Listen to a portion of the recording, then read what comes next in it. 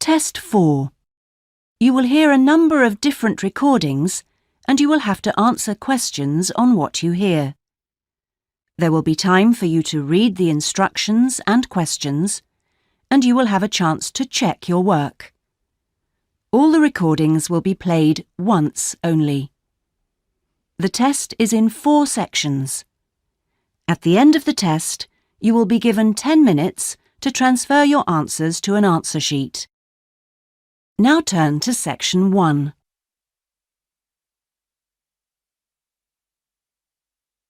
Section 1. You will hear a student talking to a housing officer about living with a homestay family. First, you have some time to look at questions 1 to 6.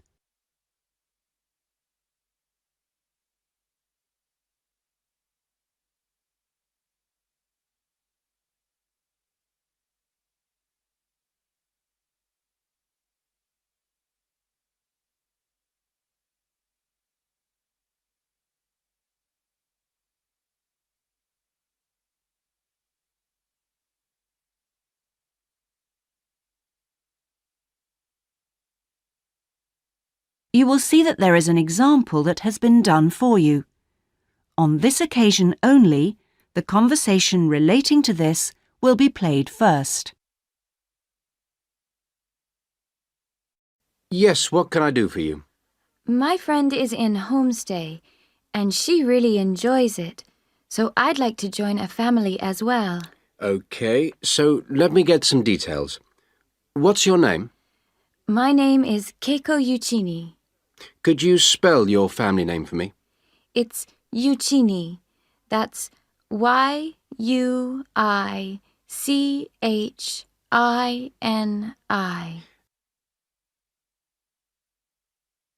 The student's surname is Uichini, so Uichini has been written on the form. Now we shall begin. You should answer the questions as you listen, because you will not hear the recording a second time. Listen carefully and answer questions 1 to 6. Yes, what can I do for you? And she really enjoys it, so I'd like to join a family as well. Okay, so let me get some details. What's your name? My name is Keiko Yuchini. Could you spell your family name for me? It's Yuchini. That's Yuichini.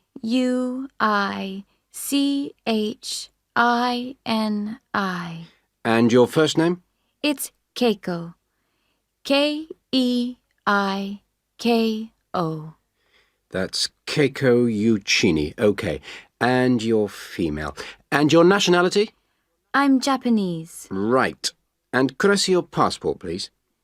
Here it is. Okay, your passport number is JO6337. And you're how old? I'm 28 years old. Now, you live at one of the colleges. Which one? Willow College, room 21C. Right, 21C Willow College. And how long are you planning on staying with Homestay? About 4 months. Longer if I like it. And what course are you enrolled in? Well, I've enrolled for 20 weeks in the Advanced English Studies because I need help with my writing. And I'm nearly at the end of my first 5-week course. Okay, do you have any preference for a family with children or without children? I like young children, but I'd like to be with older people. You know, adults, someone around my age. Okay. And what about pets? I am a veterinarian, so that's fine. The more the better. Before you hear the rest of the conversation, you have some time to look at questions 7 to 10.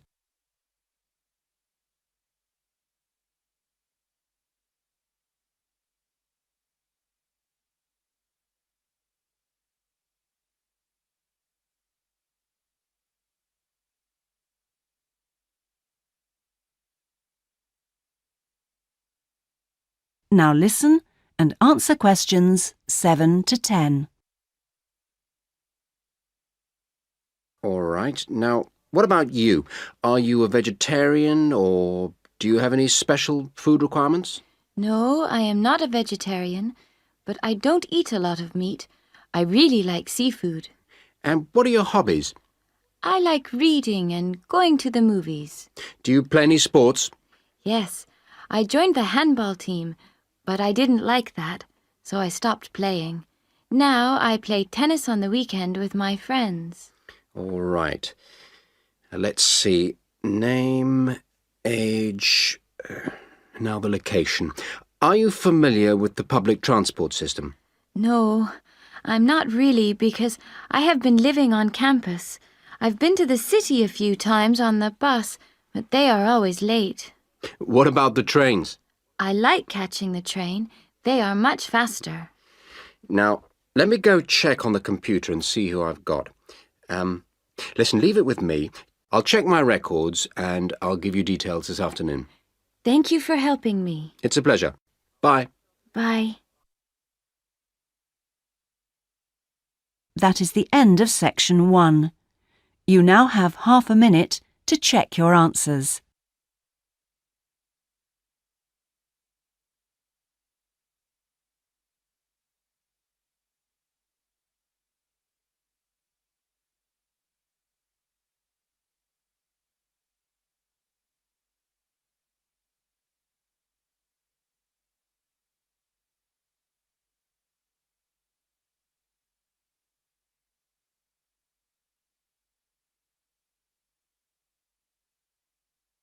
Now turn to section 2.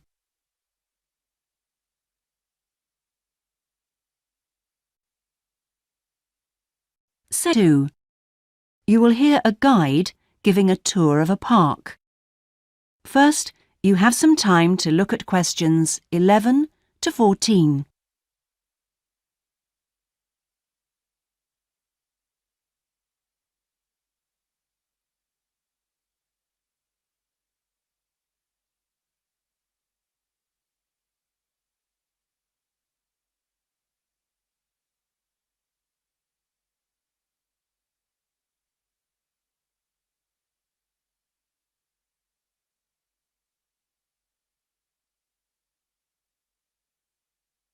Now listen carefully and answer questions 11 to 14.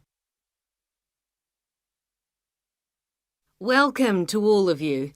Can everybody see and hear me? Good. I'm Sally, your guide for this tour of the Bicentennial Park.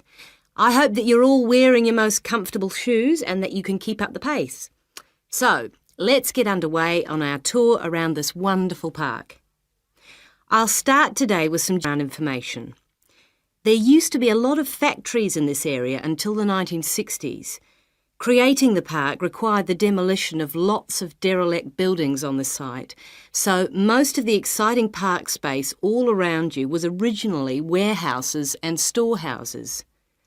The idea of building a public park here was first discussed when a property developer proposed a high-rise housing development, but the local community wasn't happy. If the land was to be cleaned up, they wanted to use the site for recreation. Residents wanted open space for outdoor activities rather than housing or even an indoor sports complex. Now, to the Bicentennial Park itself. It has two areas, a nature reserve and a formal park with man-made features and gardens. The tall blue and white building in front of us is called the Tower and is the centre point for the formal gardens. It stands 12 metres high, so follow me up the stairs to where we can take advantage of the fantastic views. Before you hear the rest of the tour, you have some time to look at questions 15 to 20.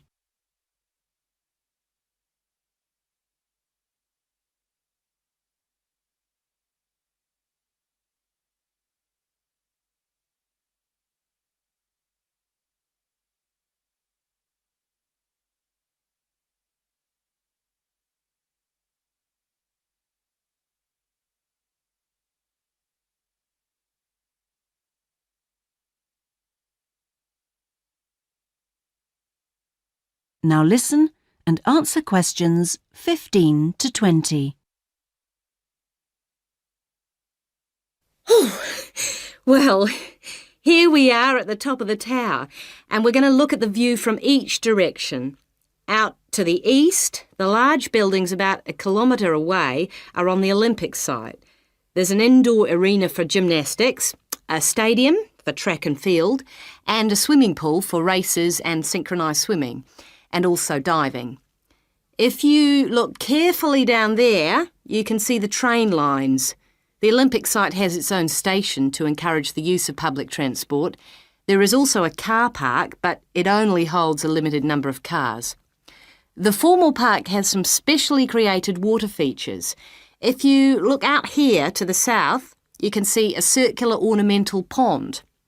And around to the west, you can relax and sit on a bench to smell the flowers in the rose garden. And finally, up to the north, if you look in front of you now, there's a lake with a small island in the centre. You can hire rowing boats at the boat shed, which you can't see from here. But if you look through the trees, you can see the cafe, which has lovely views across the water.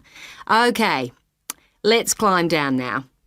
We will go now and have a look at the nature reserve section of the park, which has opened up natural wetland to the public.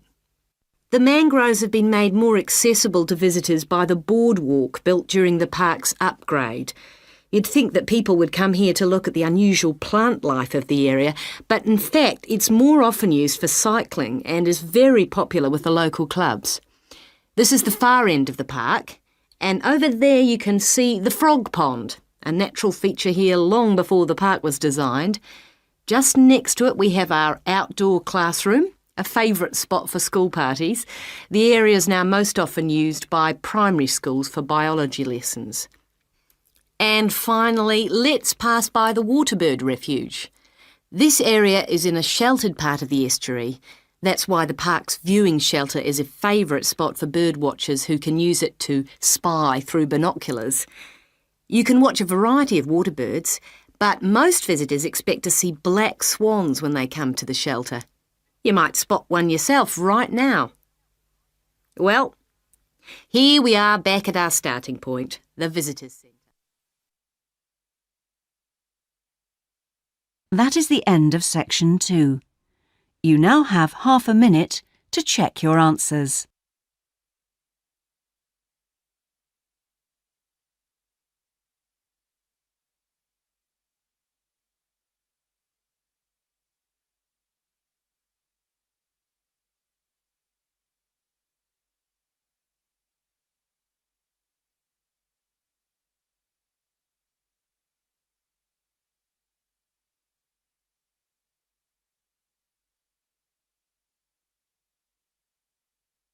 Now turn to section 3.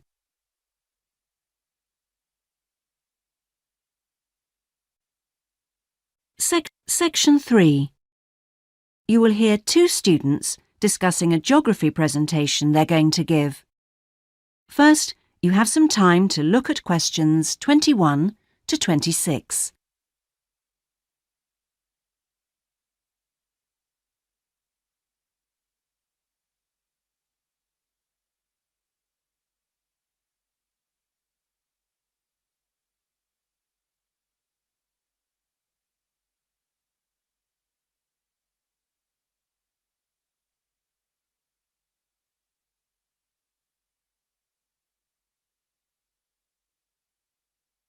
Now listen carefully and answer questions 21 to 26.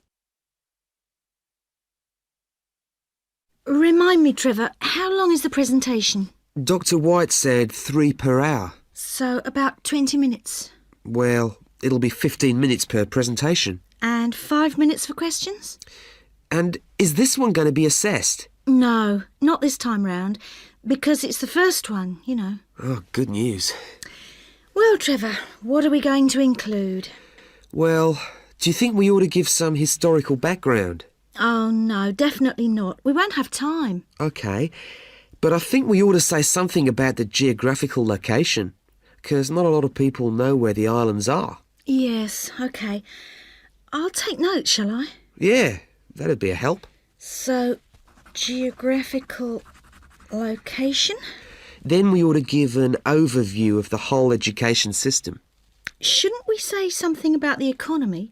You know, agricultural produce, minerals and so forth? Well, Dr. White said we shouldn't go into that sort of detail. But it's pretty important when you think about it. You know, because it does influence the education system. Look, let's think about that one later, shall we? Let's see how we're doing for time. OK, so general overview of education? Of course. And then the role of English language. No, that goes in the language policy seminar, don't you remember? Are you sure? Positive. All right. So those are the topics we're going to be covering.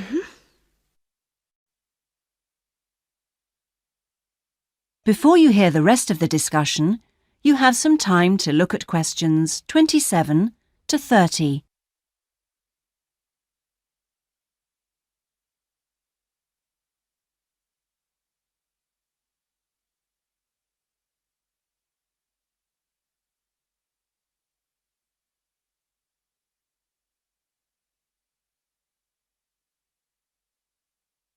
Now listen and answer questions 27 to 30. We need to think about what to prepare. Dr. White said he wanted us to use plenty of visuals and things, and we might as well try them out when we're not being assessed. Well, the most important thing is the overhead projector. No problem. We'll get that from the media room. Must remember to book it. Well, we'll need a map, of course. Probably two. One of the islands, large scale. And one of West Africa. Well, the West African one is no problem. There's one in the resources room. Oh, yeah, of course, the resources room. The islands are going to be more of a problem. Tell you what, there's a very clear map of Santiago in that tourist brochure I showed you last week. Don't you remember it? Oh, yeah, that's right. We can just use the tourist brochure. We also need statistics on several different things. Literacy rates. Yes, and school places. How about the encyclopedia? Nah, not up to date enough. Why don't we call the embassy? Oh, someone's enthusiastic. Well, if something's worth doing. I know, it's worth doing well. OK. We can find out statistics on school places from them as well. Might as well. Look, Julie, it's almost time for our tutorials. We can meet again on Monday, but we need to prepare some stuff before then. That is the end of section 3. You now have half a minute to check your answers.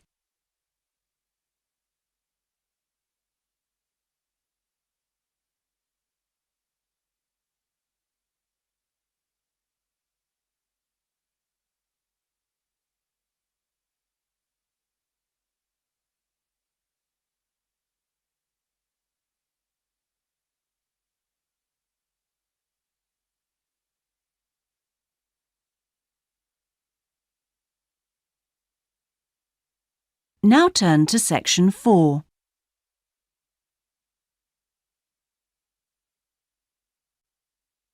Section 4. You will hear part of a lecture about a chemical substance called monosodium glutamate.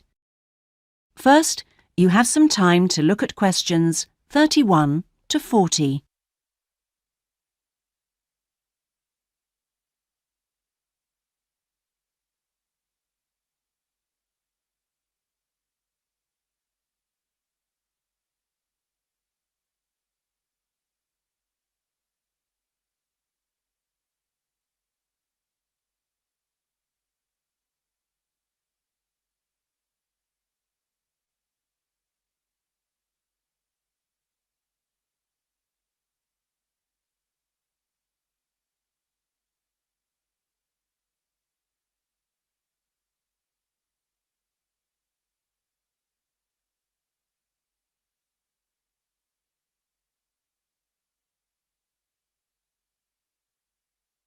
Now listen carefully and answer questions 31 to 40.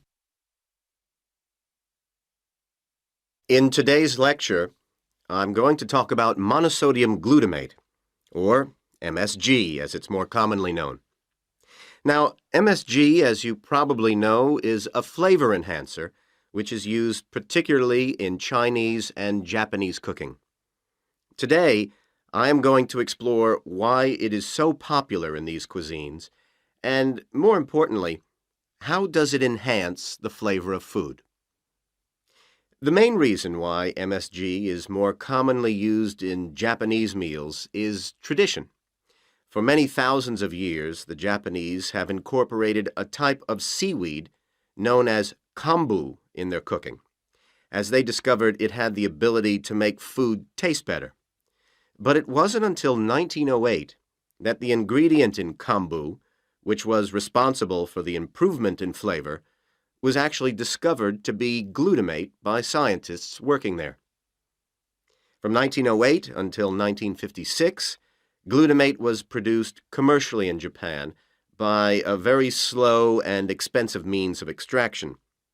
It was in 1956 that the speed of the process was improved and industrial production increased dramatically and still continues to increase to this day. In fact, hundreds of thousands of tons of MSG are produced all over the world today.